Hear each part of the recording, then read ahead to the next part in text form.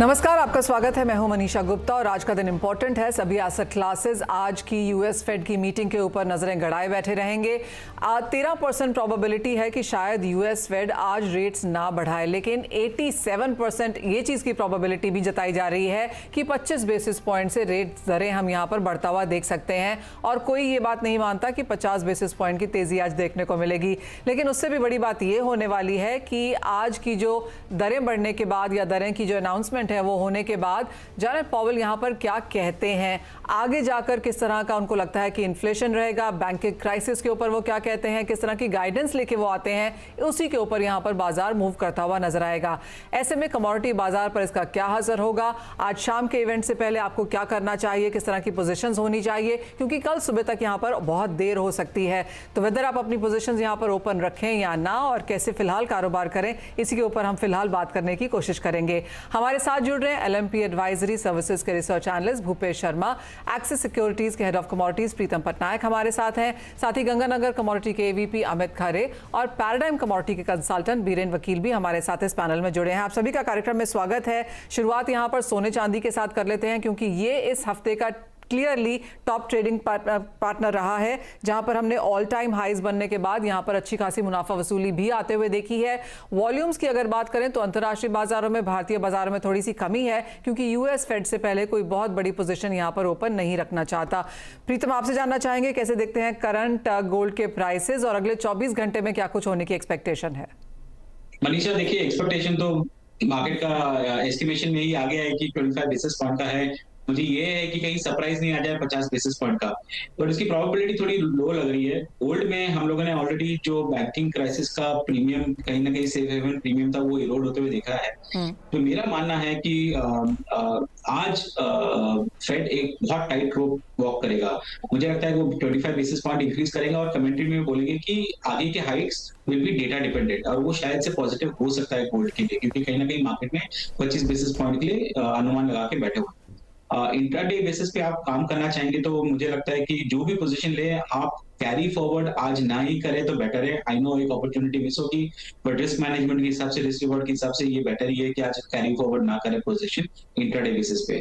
और इंट्राडे के लिए हमारा कॉल बहुत सिंपल है कि यदि 58,600 जो ऑलमोस्ट आ चुका है, ये प्राइस है, आज करंट प्राइस में हम लोग लॉन्ग जा सकते हैं। स्टॉप लॉस लगाएंगे 58,400 का और टारगेट प्राइस रहेगा 58,900 का। मनीषा, शॉर्ट टर्म में मैंने ये बाई कॉल दिया हुआ है। एक बार ये प्ले आउट हो जाए, कल यदि मार्केट नीचे खुलता है तो एक अच्छा लेवल रहेगा वापस एंटर करने के लिए लॉन्ग टर्म बेसिस पे। वेल एब्सोल्युटली, जेरेमी पावेल आज यहाँ पर क्या करते हैं, सभी नजरें उसके ऊपर होंगी। तो long positions as of now बनाई जा सकती हैं, लेकिन कैरी फॉरवर्ड करना थोड़ा सा यहाँ पर कॉशियस रहना चाहिए। बीरेन जी, आपको क्या लगता है पावेल आज क्या कर सकते हैं, और आपकी स्ट्रैटेजीज उससे पहले यहाँ पर प्रेशियस मेटल्स में क्या होंगी?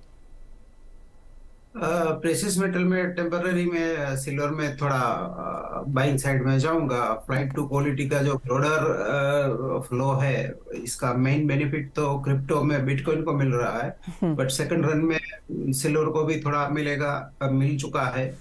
गोल्ड का भी थोड़ा मिला है। तो आज के लिए बेट सिल्वर पे बाय साइड की रहेगी। फेड की मीटिंग में एनीथिंग वुड बी 25 और बिलो वुड बी डोविश। तो मैं ऐसा एंटिसिपेट कर रहा हूं कि ये बाय एंड लार्ज ये डोविश मीट रहेगी।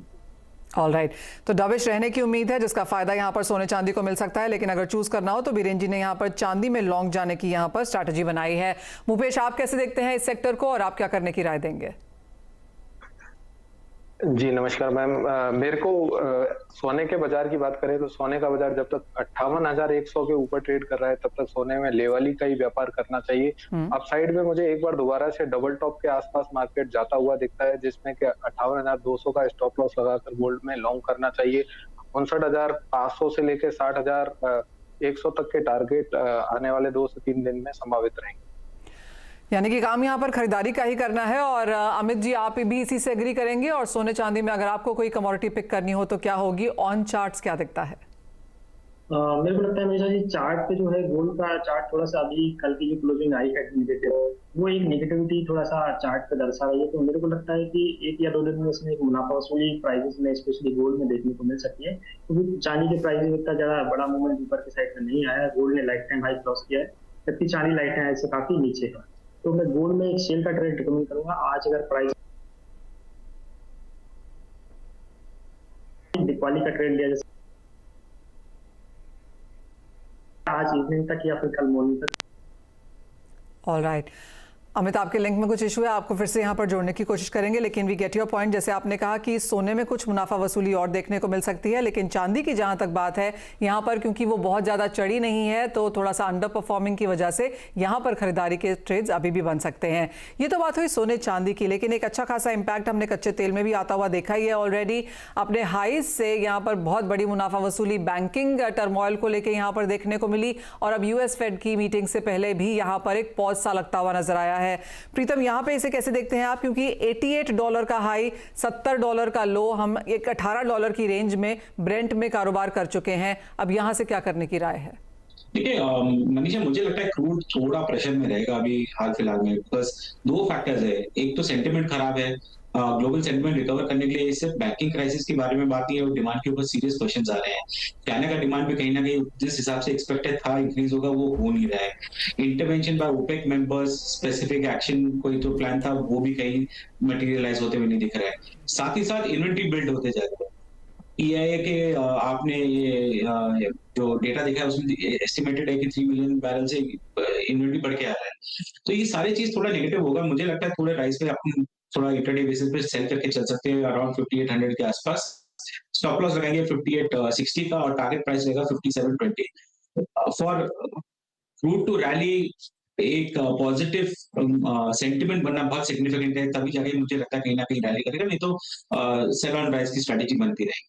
ऑल राइट, यानी कि बेच के काम करना है। सेल ऑन रैलीज की स्ट्रैटेजी यहाँ पर कच्चे तेल में फिलहाल बनती हुई नजर आ रही है। अमित, आप कैसे देखेंगे ऑन चार्ट क्रूड को? क्रूड के चार्ट में जो है और प्राइसेस में काफी करेक्शन हमने अभी कुछ महीनों में देखा है। प्राइसेस ऑलमोस्ट 10,000 के आसपास गए थे, वहां से प्राइसेस लगभग 5300 के आसपास हुए। तो मेरे को लगता है शॉर्ट टर्म के इन्वेस्टर को एक अच्छा मौका है। अगर शॉर्ट टर्म के इन्वेस्टर 5600-5700 की रेंज में यहाँ पे खरीदारी करते हैं तो मेरे को लगता है प्राइसेस वापस फिर से 6000 के ऊपर देखने को मिल सकते हैं। वहीं पे अगर मैं इंट्राडे की बात करूं तो 5720 रुपए के आसपास एक इंट्राडे का बाय का ट्रेड रहेगा। ऊपर में 5840-5850 का इसका जो है टारगेट है, नीचे में 5640 रुपए का इसका स्टॉप लॉस रहेगा। ऑल राइट, यानी कि एक रेंज बनती हुई नजर आ रही है, और जैसे प्रीतम ने कहा कि वो रैलीज पे बेचना चाहेंगे। अमित कह रहे हैं कि नीचे डिप्स मिले तो खरीदारी भी की जा सकती है, यानी कि दोनों तरफ के ट्रेडर्स को यहाँ पर इस बाजार में काम करने का मौका है। मुपेश, आप कैसे देखते हैं, और आप क्रूड ऑयल कैसे ट्रेड करेंगे नियर टर्म में, क्योंकि एज ऑफ नाउ तो सबकी निगाहें यूएस फेड पे, तो एक लंबी स्ट्रैटेजी अगर बनानी हो तो कहाँ बनेगी? लंबी स्ट्रेटजी के हिसाब से क्रूड में बात करना चाहूंगा कि क्रूड में एक बार बॉटम फिशिंग करनी चाहिए। मेरे हिसाब से एक बॉटम फॉर्मेशन बनी है क्रूड में 5450 के आसपास। जब भी लॉन्गर टर्म के लिए क्रूड मिलता है तब बाय करके काम करना चाहिए। अपसाइड में 5900 से लेकर 6000 तक के टारगेट संभावित रहेंगे आने वाले 15 से 20 दिन के लिए। ऑल राइट, तो ये स्लाइटली लॉन्गर टर्म स्ट्रैटेजी भी है 15-20 दिन के हिसाब से। ऑफ कोर्स आज शाम यहाँ पर एक नीजर्क रिएक्शन जरूर देखने को मिल सकता है, लेकिन अगर आप पोजीशंस होल्ड करना चाहें क्रूड में तो वो स्ट्रैटेजी आपके लिए है। बीरेन जी, आप एनर्जी एज अ सेक्टर को कैसे देखेंगे, क्योंकि डिमांड सप्लाई तो एक तरफ है ही, लेकिन मैक्रोज का हमने बहुत बड़ा असर यहाँ पर ओवरऑल पड़ते हुए देखा है।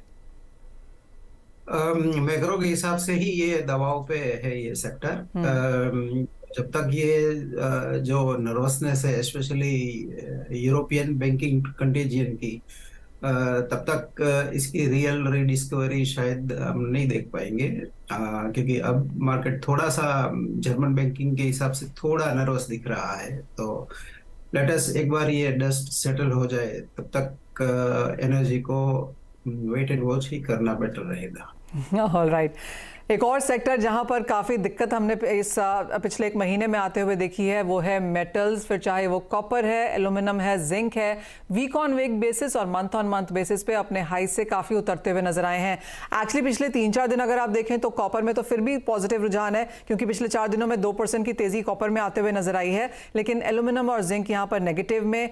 अपने 8 और 9 महीने के हाई से यहाँ पर स्टील और आयरन ओर में भी अब हमने थोड़ी गिरावट आते हुए देखी है। मैक्रोज तो एक चीज़ है ही, लेकिन प्रीतम आप कहेंगे इवन एज डॉलर में यहाँ पर कमजोरी है, उसका भी कुछ फायदा हमने यहाँ पर मेटल्स में आज तो आता हुआ नहीं देखा।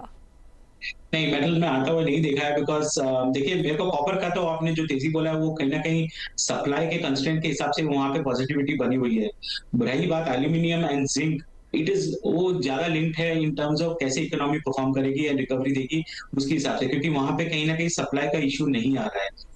तो फिर भी आप टेक्निकली बात करेंगे तो मुझे लगता है कि तीनों commodity copper, zinc and aluminium में कहीं ना कहीं बाइंग अपॉर्चुनिटी है एट दीज प्राइसेस।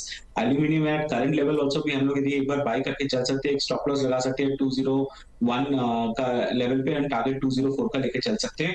रही बात कॉपर में, मुझे लगता है कि यदि 763 के लेवल पे आता है वापस एक बार बाय का पोजीशन रीइनिशिएट कर सकते हैं। स्टॉप लॉस लगाएंगे 760 का और टारगेट प्राइस रहेगा 767। प्रीतम, साथ ही डॉलर इंडेक्स को आप कैसे देखते हैं, क्योंकि एज ऑफ नाउ तो 104 103 के आसपास, उसके भी नीचे कारोबार करता हुआ, यहां से क्या क्यूज हैं? आई थिंक आज का फेड का data is going to be very, interest rate तो एक फैक्टर है बट मेरे हिसाब से कमेंट्री उसके ऊपर बहुत सिग्निफिकेंटली डिपेंड करेगा कि how the dollar index behave करे। मेरा सेंस है कि यहाँ से यदि वो माइल्डली डविश भी होगा तो कहीं ना कहीं थोड़ा सपोर्ट मिल जाएगा डॉलर, क्योंकि कहीं ना कहीं फेड बोलता है कि मैं 25 बेसिस पॉइंट इंक्रीज कर रहा हूँ, बाद में भी करूंगा बट डेटा देख के करूंगा, वो कहीं ना कहीं पॉजिटिव हो ही जाता है फॉर डॉलर इंडेक्स। सो मेरे हिसाब से थोड़ा कॉशियस रहना पड़ेगा। Dollar index could rally little bit in the near future. Of course सारी बातें यहीं पे आके रुक जाती हैं कि आज यूएस फेड क्या करता है, क्या बोलता है, और उसी के ऊपर हम नियर टर्म एक डायरेक्शन यहाँ पर मार्केट्स का आते हुए देखेंगे। ऑफ कोर्स उसके बाद और डेटा है, फिर और भी मीटिंग्स हैं, तो तब तक जैसे बीरेन जी ने पहले भी कहा, जब तक डस्ट सेटल नहीं हो जाती एक बहुत ही चॉपी मार्केट यहाँ पर ये रह सकती है। लेकिन प्रीतम, बहुत शुक्रिया साथ जोड़ने के लिए और सभी नॉन एग्रो स्पेस पर कॉन्वर्सेशन करने के लिए। एक ब्रेक के लिए रुकेंगे, जब लौटेंगे तो आपको बताएंगे कि एग्री कमोडिटीज में किस तरह की स्ट्रैटेजीज अब बनाई जा सकती हैं।